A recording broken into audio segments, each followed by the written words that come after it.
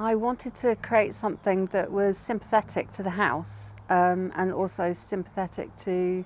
the period of the house. So it was a case of doing some research into, because obviously the house is late Tudor, Elizabethan period, and so it was a case of me going away and doing some research into Tudor gardens, the kinds of plants the Tudors would have grown, and the kinds of arrangements in terms of the layout of their the gardens that they would have designed.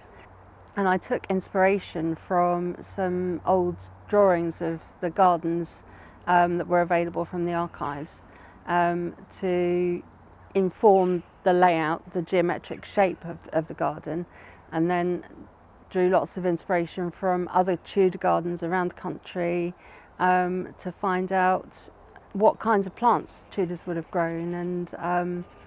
how they would have tended to their gardens. They would have grown vegetables, they would have grown ornamentals, they would have grown herbs and medicinal plants, and usually they would have grown those in separate sections of the garden. But I also wanted to bring a little bit of a contemporary twist to this Tudor garden at Shaw House, and so I've mixed those kinds of plants in together to create something slightly more modern, but with a very sympathetic touch towards the Tudor period and Tudor style. I find it really rewarding to see that the plants that we've planted here have brought in so much wildlife, because previous to the garden being built,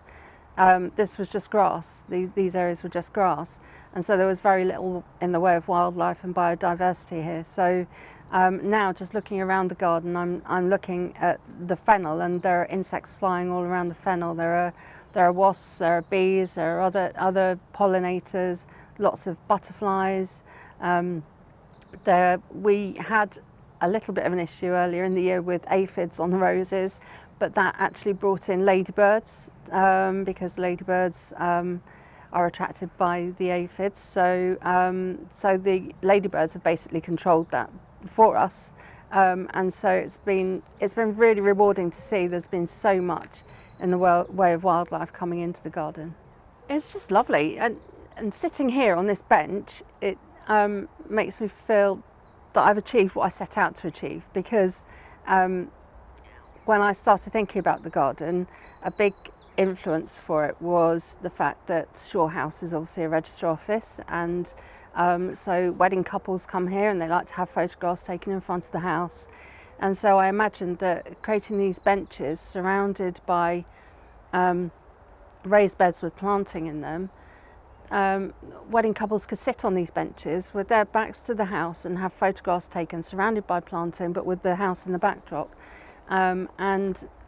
I'm feeling very much sitting here now that I've achieved that, because it's really nice being surrounded by these plants.